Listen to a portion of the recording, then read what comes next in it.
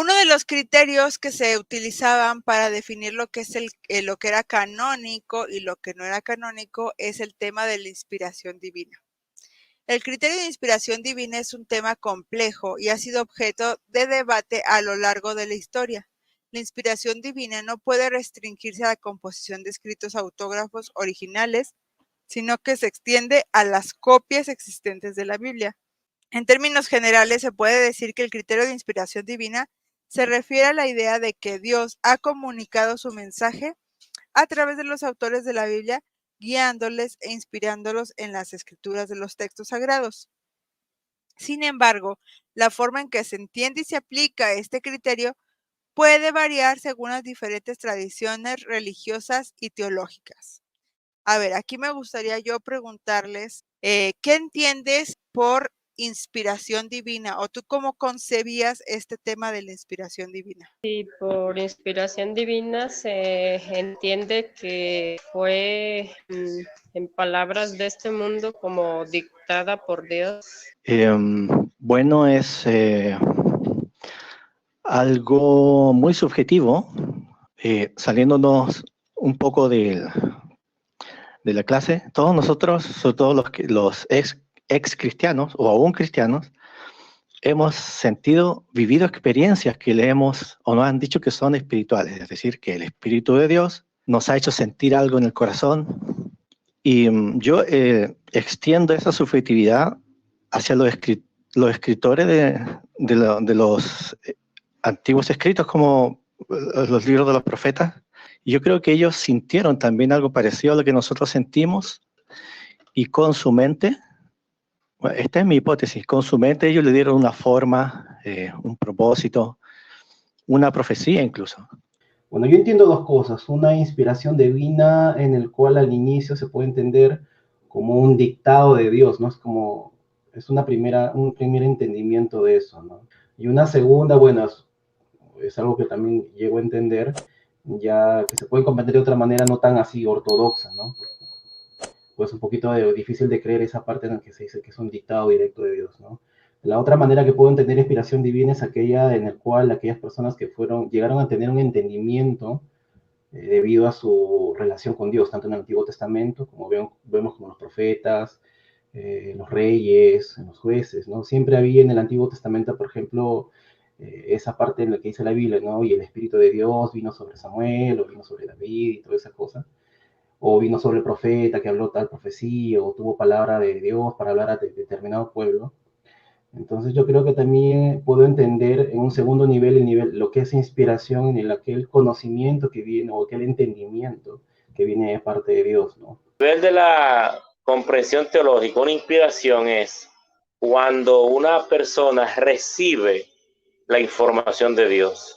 No es lo mismo que la revelación, donde en la revelación ya él ve ópticamente o de oído algo más determinado, que como que la revelación es que él ve un proyector delante de él y él ve un acontecimiento, pero la inspiración es eso, es como a nivel de lo, ¿verdad? Hablando de la cosmovisión teológica cristiana, es lo que Dios dio para que lo dejara plasmado.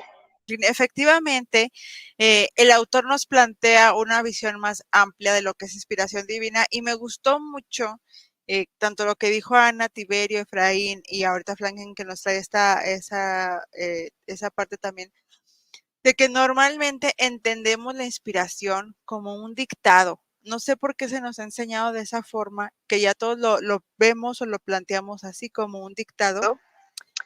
Y de hecho, por eso también puse esta imagen aquí de que está como un angelito, no sé qué sea, hablando con el profeta, porque así entendemos la inspiración.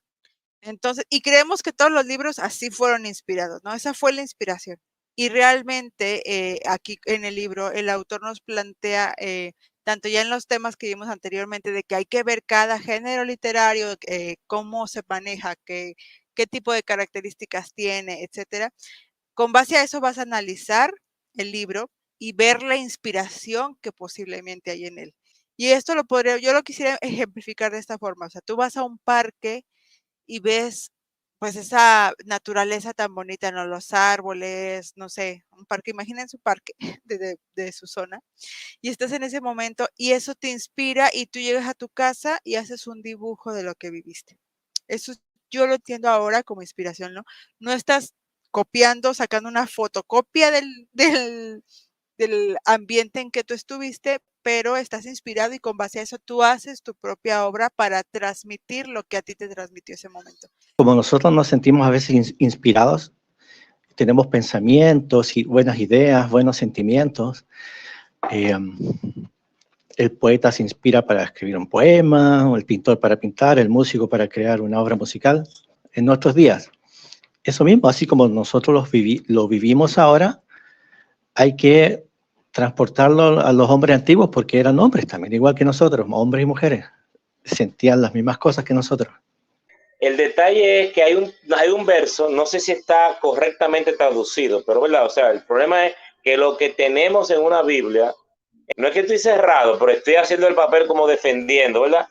Dice, toda palabra es inspirada por Dios. Entonces, en la teología se toma ese punto con otros más, toda palabra es inspirada por Dios.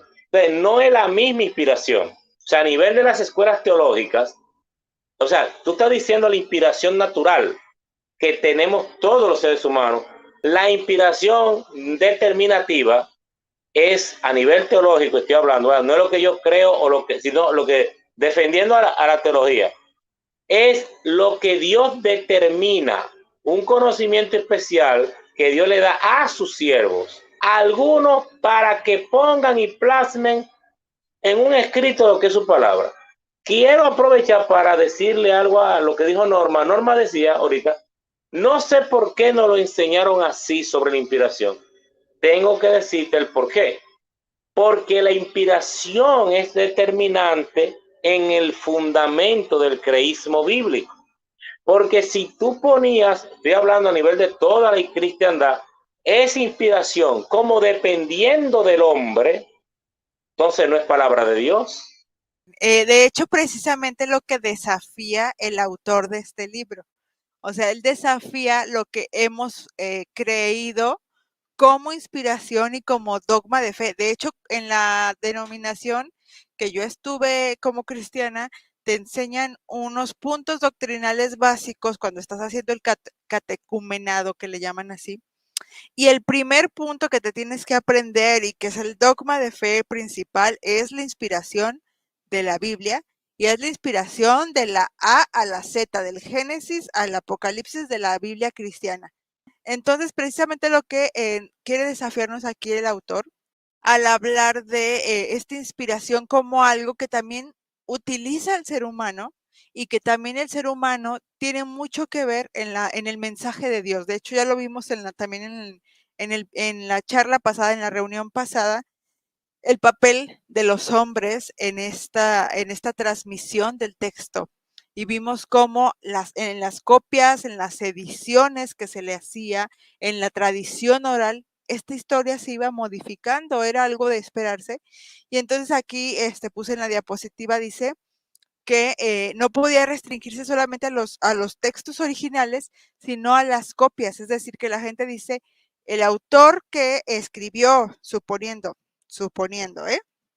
que fuese Samuel el que escribió su libro, que sabemos que no fue así, pero que suponiendo que fue Samuel, él estaba inspirado cuando escribió, los que copiaron estaban inspirados cuando copiaban y corregían, y los editores también estaban inspirados y fueron depurando la historia hasta que llegó a este tiempo. Sin embargo, también aquí mismo en el libro nos plantea que el tema de la inspiración tiene muchas formas de interpretarse de acuerdo a la corriente religiosa. El desafío es aquí que veamos ahora críticamente lo que es inspiración divina.